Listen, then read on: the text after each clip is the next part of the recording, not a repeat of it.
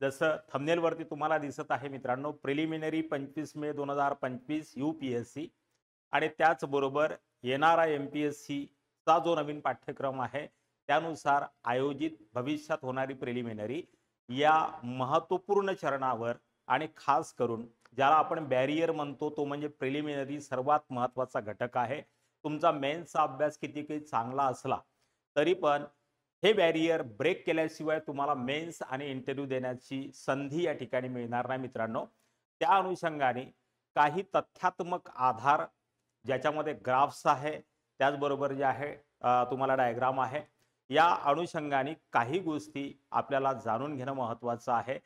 केवळ आणि केवळ जेवढा पाठ्यक्रम आहे, अभ्यासक्रम आहे, त्याच्यामध्ये 3 सब्जेक्टचं कॉम्बिनेशन जरी आपण चांगल्या पद्धतीनं करून गेलो, परंतु कंडिशन एकच आहे की यापैकी फार जास्त तुम्हाला चुकीचे प्रश्न करून येण्याची या ठिकाणी जे आहे मुभा असणार नाहीये. तर साधारणतः 5 क्वेश्चन्स तुम्ही या ठिकाणी चुकीचे करून येऊ शकता, यापेक्षा अधिक नाही. तर 3-3 सब्जेक्टचं कॉम्बिनेशन जे तुम्हाला आवडतं अशा पद्धतीनं ते कॉम्बिनेशन मी तुमच्यासाठी या सेशनमध्ये तुम्हाला सांगण्यासाठी उभा आहे. मित्रांनो चला, तर या ठिकाणी तुम्हाला ग्राफ दिसत असेल. इयर वाईज मी या ठिकाणी 2024-2013 नवीन सिलेबस होता UPSCचा, तिथपासून तर 2024 पर्यंत स्क्रीनशॉट तुम्ही करून घेऊ शकता. मी थोडा बाजूला सरकतो तर एवढ्या वेळामध्ये तुमचा स्क्रीनशॉट निघून जाईल. तर इयर वाईज मित्रांनो या ठिकाणी मी तुमच्यासाठी जे आहे सब्जेक्ट सहित कोणत्या सब्जेक्ट मधनं किती क्वेश्चन्स आतापर्यंत विचारलेले आहे प्रत्येक इयर मध्ये याचं हे पूर्ण रेकॉर्ड आहे. तर बघा की इयर वाईज 2013 मध्ये जर बघितलं तर हिस्ट्री मध्ये 2013 मध्ये 16 प्रश्न होते. 2024 मध्ये जर बघितलं तर 13 प्रश्न तुम्हाला विचारलेले आहे. 2023 मध्ये 14, 2022 मध्ये पुन्हा 14, म्हणजे ऍटलिस्ट मॅक्झिमम 2018 मध्ये 22 प्रश्न या ठिकाणी विचारलेले आहे आणि मिनिमम प्रश्न 2021 मध्ये 10 प्रश्न या ठिकाणी विचारलेले आहे. 2चा जर ऍव्हरेज काढतो तर साधारणतः 32 प्रश्न या ठिकाणी होतात आणि टोटल ऍव्हरेज जर आपण 2013 ते 2024 या 11 वर्षाचा जर काढतो तर हिस्ट्री या सब्जेक्टसाठी 18 ते 20 प्रश्नांचा हा हिस्ट्रीचा संपूर्ण सब्जेक्ट तुमचा कव्हर या ठिकाणी होतो. म्हणजे हिस्ट्री जर आपण केलं आणि मजबूत आधार, मी मागच्या लेक्चरमध्ये NCERT ओल्ड मधनं तुम्हाला जे आहे हिस्ट्री करायला लावलं, त्याचबरोबर जे आहे न्यू NCERT सुद्धा तुम्हाला वाचायचे आहे हे पण मी त्या ठिकाणी सांगितलेलं आहे. आणि मागच्याच लेक्चरमध्ये मी 10-11 NCERT सिलेक्ट करून तुम्हाला दिलेल्या होत्या, त्याचा निश्चितपणे तुम्ही फायदा घेऊ शकता. त्याशिवाय कालच्या लेक्चरमध्ये सांगायला विसरलो, स्पेक्ट्रम आवर्जून तुम्ही वाचायचं मॉडर्न इंडियन हिस्ट्रीसाठी. मॉडर्न इंडियन हिस्ट्रीसाठी तुम्ही बिपिन चंद्रा सोडून दिलं NCERTचं जुनं तरी चालेल, परंतु स्पेक्ट्रम आवर्जून वाचा. तमिळनाडू बोर्ड वाचत असाल, वेळ असेल तुमच्याकडे, आरामात काही प्रॉब्लेम नाही आहे, एवढं इनफ आहे रिसोर्सेसच्या संदर्भामध्ये. तर हिस्ट्री जर बघितलं तर नंबर 1 हा सब्जेक्ट आहे. 18 ते 20 प्रश्न याच्यावरती दरवर्षी येतात. त्यानंतर जिओग्राफी मोस्ट इम्पॉर्टंट सेगमेंट आहे UPSCच्या या बॅरियर ब्रेकअपिंग मध्ये. आणि जिओग्राफी जर केलं तुम्ही तर एन्व्हायरमेंट ऑटोमॅटिकली तुमचा सब्जेक्ट या ठिकाणी कव्हर होतो. आता एन्व्हायरमेंटचे क्वेश्चन जर पाहिले तर मिनिमम 10 क्वेश्चन्स आहे आणि मॅक्झिमम 18चा ऍव्हरेज तुम्हाला दिसतो या ठिकाणी सुद्धा. म्हणजे आपण मानून चालूया 12 ते 15 प्रश्न जे आहे हे एन्व्हायरमेंटचे दरवर्षी कुठेतरी येतात. म्हणजेच जिओग्राफीचा जर ऍव्हरेज बघितला तर 18, 14, 16, 7 सगळ्यात कमी प्रश्न जे आहे 2016 मध्ये तुम्हाला विचारलेले होते. एक गोष्ट या ठिकाणी लक्षात ठेवायची, कमी जास्त प्रश्न होऊ शकतात. जसं इथं जर बघितलं तर 10 प्रश्न हिस्ट्रीचे तुमचे झाले होते 2021 मध्ये, म्हणजे ते कमी आहे हिस्ट्रीच्या अनुषंगाने. जिओग्राफीमध्ये 2016 मध्ये 7 प्रश्न विचारलेले आहे तुम्हाला. तर कोण्या वर्षी जिओग्राफी वाढतं, कोण्या वर्षी हिस्ट्री वाढतं. जसं बघा की या ठिकाणी 2018 मध्ये 22 प्रश्न हिस्ट्रीवरती विचारलेले आहे, 2016 मध्ये 15 आणि या ठिकाणी जे आहे तर याच वर्षी जिओग्राफीनी 14 प्रश्न विचारले. अशा पद्धतीनं जर बघितलं तर 15 प्रश्नाचा ऍव्हरेज जिओग्राफीचा सुद्धा या ठिकाणी होतो. म्हणजे एन्व्हायरमेंट जर मिक्स करतो या ठिकाणी तर ऍटलिस्ट 15 क्वेश्चन टू जवळपास 27 ते 30 प्रश्न जे आहे या ठिकाणी जॉग्राफीवरनं तुम्हाला कव्हर करता येऊ शकतात. आणि कधी कधी ही संख्या वाढते. ज्या प्रकारे एन्व्हायरमेंटचं महत्व आजकाल मेन्स मध्ये पण वाढलेलं आहे, इव्हन एसे मध्ये सुद्धा वाढलेलं आहे. येत्या का लक्षात? एन्व्हायरमेंटल एथिक्स वरती खूप सारे प्रश्न एसेच्या स्वरूपामध्ये तुम्हाला विचारलेले या ठिकाणी दिसत असतील. ही गोष्ट लक्षात ठेवायची. नंतर वळूया पॉलिटी. पॉलिटीकडे जर गेलो आपण तर 2017 मध्ये मॅक्झिमम 22 प्रश्न विचारलेले आहे. आणि ज्या वर्षी जॉग्राफीवरती 7 प्रश्न विचारले 2016 मध्ये, अगदी त्याच वर्षी पॉलिटीवर 7च प्रश्न या ठिकाणी विचारलेले आहे. म्हणजे मॅक्झिमम ऍव्हरेज 22 प्रश्नाचा पॉलिटीवरती जो आहे तो 2017 मध्ये होता. आणि मिनिमम प्रश्न 7च तुम्हाला 2016 मध्ये विचारले होते. वेळात वीर दौडले 7. अशा पद्धतीने याचं कॉम्बिनेशन होतं. ऍव्हरेज पाहतो आपण तर 29 ते 30 चा ऍव्हरेज बनतो. आणि याचा मीन जर काढतो तर 15 प्रश्न पॉलिटीचे आपल्याला या ठिकाणी घेता येऊ शकतात. म्हणजेच तिसरं कॉम्बिनेशन या ठिकाणी पॉलिटीचं पण येतो. आणि 15 ते 20 प्रश्न अशा प्रकारे जे आहे पॉलिटीवरती आपल्याला या ठिकाणी काढता येऊ शकतात. अशा प्रकारे जर पाहिलं तर 48 ते 60 प्रश्न केवळ या 3 टॉपिक वरती तुम्हाला करता येऊ शकतात. दुसरं, पुढे आर्ट अँड कल्चर आहे. याच्यासाठी सेपरेट कोणतंच बुक तुम्हाला वाचण्याची गरज नाहीये. या टॉपिक वरचे प्रश्न प्रिलिम पॉइंट ऑफ व्ह्यूनी खूप टफेस्ट असतात. जसं मी पद्मपाणीचं तुम्हाला एक्झाम्पल दिलेलं होतं कालच्या लेक्चरमध्ये.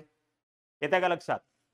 तर एनसीआरटीच्या थ्रू जर होत असेल, सेपरेट टॉपिक आहे आर एस शर्माच्या ओल्ड एनसीआरटी मध्ये 2 टॉपिक्स त्यांनी जे आहे गुप्ता पिरियडच्या नंतर टाकलेला आहे आणि एक त्याच्यानंतर टाकलेला आहे. तर त्यातून जेवढं काही कल्चर कव्हर करता येतं ते तुम्हाला करता येईल. खूप सारं मोठं नितीन सिंघानिया वगैरे वगैरे वाचण्याची गरज नाही आहे तुम्हाला. म्हणजेच काय, हिस्ट्री सहित हा तुमचा आर्ट अँड कल्चर या ठिकाणी डेव्हलप होतो. जॉग्राफी सोबत एन्व्हायरमेंट तुमचा या ठिकाणी कव्हर होतो. म्हणजे अलग सब्जेक्टची तुम्हाला करण्याची गरज नाही. आता या ठिकाणी जर पाहिलं तर सायन्स अँड टेक्नॉलॉजी आहे. काही लोक आर्ट्स कॉमर्स बॅकग्राऊंडचे पण असतात. मी कालच्या लेक्चरमध्ये बोललेलो होतो की सायन्सला टोटली स्किप केलं तरी चालेल.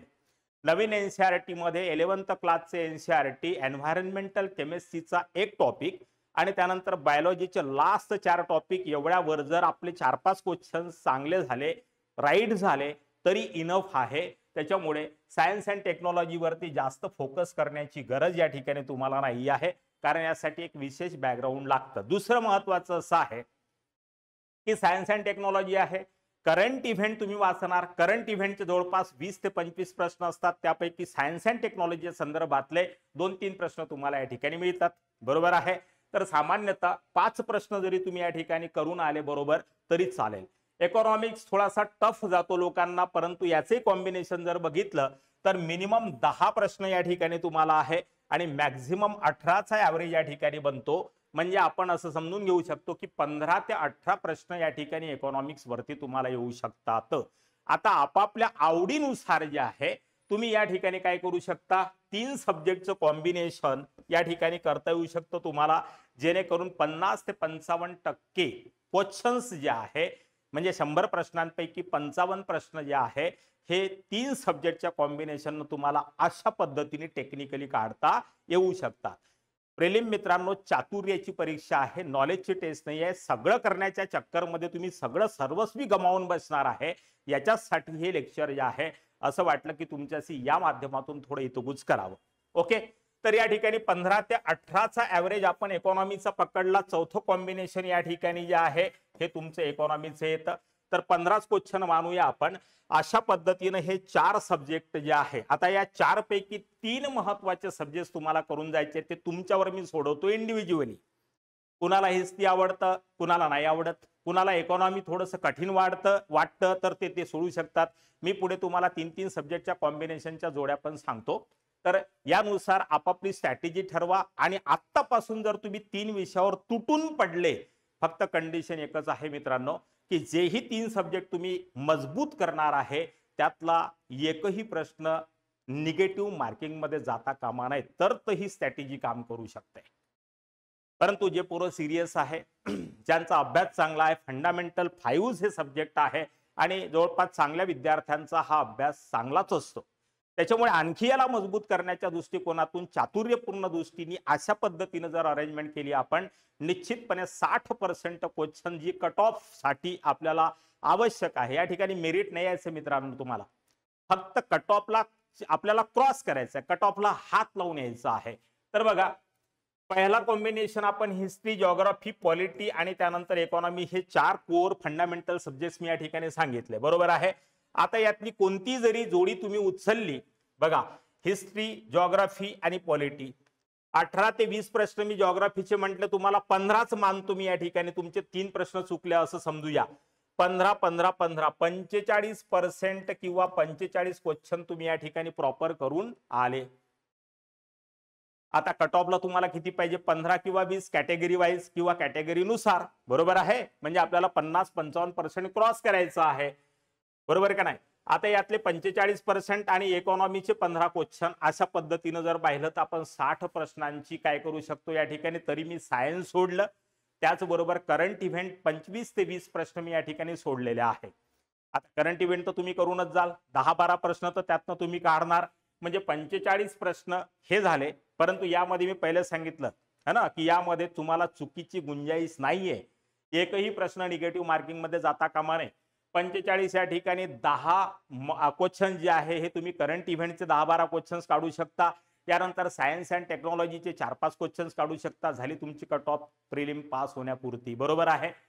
हे झालं, हे तुमच्या लक्षात आलं असेल. स्क्रीनशॉट तुम्ही करून घ्यायचा, म्हणजे तुम्हाला याच्यानुसार आपली स्ट्रॅटेजी डिसाईड करता येऊ शकते. पुढे जर पाहिलं तर ग्राफ्स मध्ये जर तुम्हाला दाखवलं, यूपीएससी प्रिलिमिनरी क्वेश्चन अनालिसिस 2013-2024 हा ग्राफ आहे.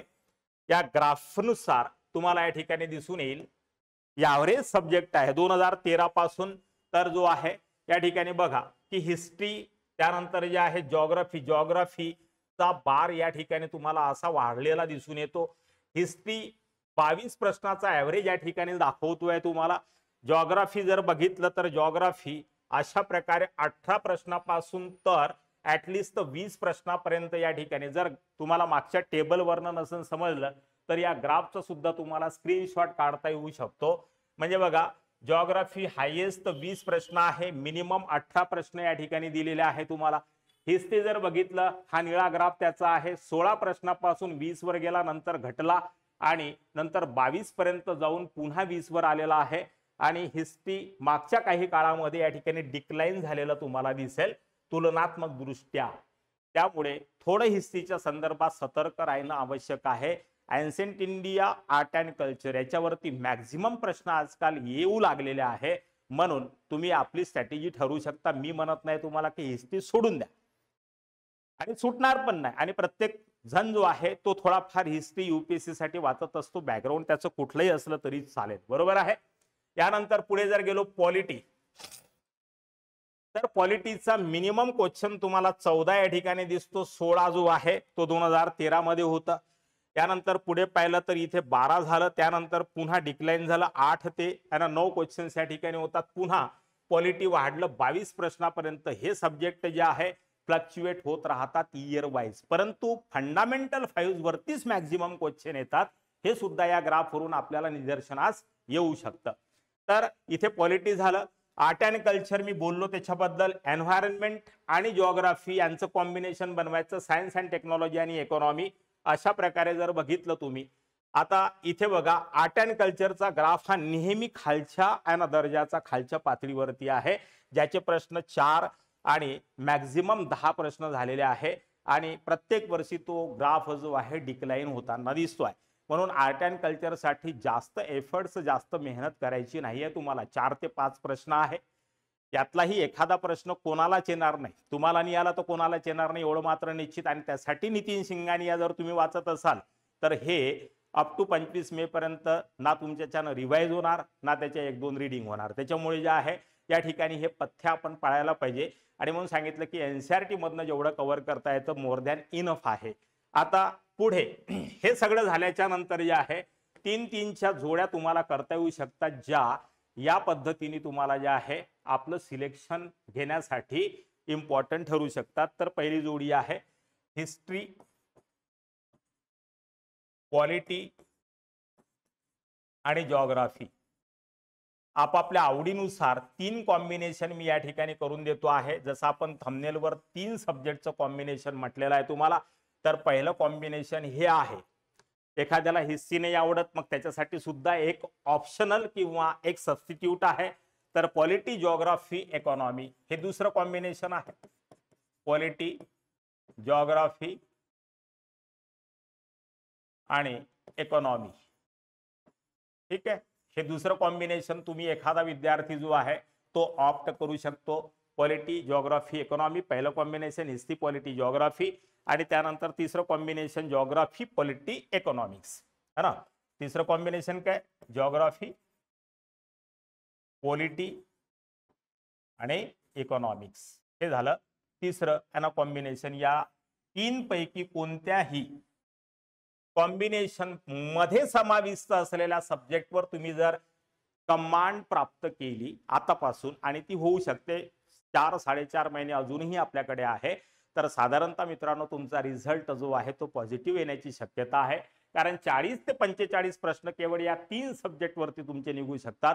उरलेला सिलेबस करंट इव्हेंट आहे, त्यानंतर आर्ट अँड कल्चर आहे, एन्व्हायरमेंट आहे. यातनं जे काही 2-4-5 प्रश्न तुम्ही आणि हळूहळू 1-1, 2-2 प्रश्न जर काढत राहिले तर साधारणतः तुम्ही तुमच्या कट ऑफ लाईन पर्यंत पोहोचू शकता आणि प्रिलिमिनरी आसानीने या ठिकाणी पास करता येऊ शकते. परंतु या 4ही महिन्यामध्ये सीसॅट वरती फोकस करा मित्रांनो. सीसॅट जर नाही निघाला तर तुमचा या स्ट्रॅटेजीला कुठेही अर्थ उरणार नाही. म्हणून कंटिन्युअसली कॉम्प्रिहेन्शन, मॅथ्स आणि रिझनिंग या 3 टॉपिक वरती 27 ते 30 प्रश्नाची आपली या ठिकाणी गरज आहे.